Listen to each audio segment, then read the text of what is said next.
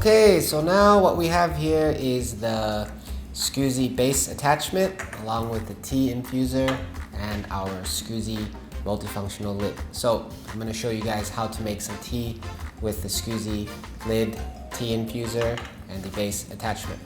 So the first thing we need to do is get the tea infuser and put in some tea.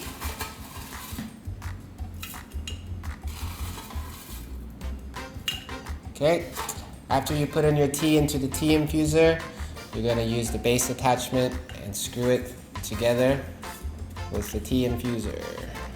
Okay, once it's screwed in, you're going to use the 4 attachment points and connect it to your SKUZEE lid. Okay, once it's in, turn it 45 degrees and you're ready to go. Bring over the mason jar and dip it in. Okay, now you just wait to 1 to 2 minutes while your tea is being prepared. Maybe you can go walk in the park, come back, and then you can enjoy yourself a nicely and freshly brewed cup of tea.